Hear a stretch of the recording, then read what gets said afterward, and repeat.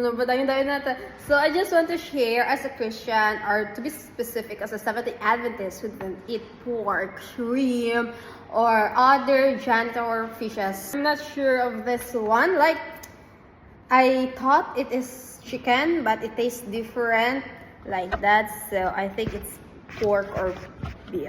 But to be honest, I already eat this one. But I think, and my co-teacher says that it is also a chicken, which just like double cook. It was cooked again, so yeah, it tastes different, but I'm not sure if it is pork or chicken. So I just want to share that one of the problem here is, you know, before when I was in the Philippines, I am so strict in terms of food. Like, if there's a pork and then shrimp and then chicken, my family will not order in that restaurant because we don't know the spoon used, the chopping board, the knife. Like, we are thinking like that, and we are so strict. But here, and we really ask a lot of questions before we buy, or before we will buy the food or the thing. As I stay here in Thailand, like, I don't ask a lot of things because it's just like annoying maybe to do someone, especially I am a foreigner now.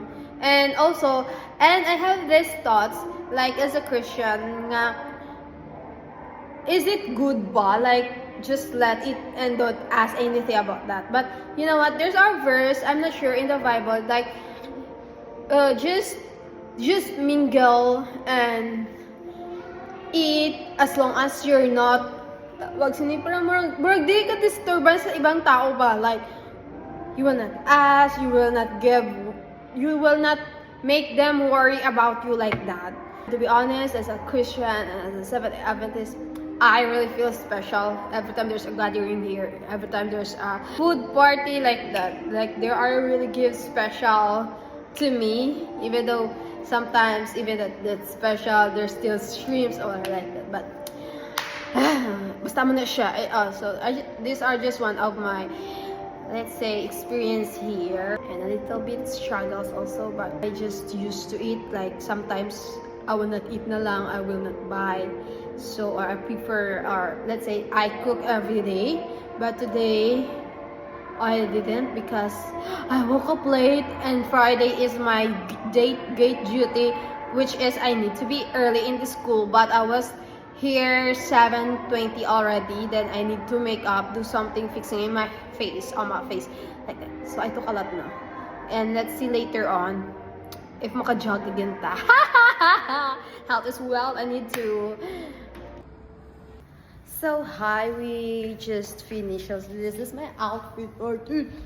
Kaya magpulit na ta, and then we don't have time to do exercise and do recreational activity like playing things like that because it's already late. And finished our exam.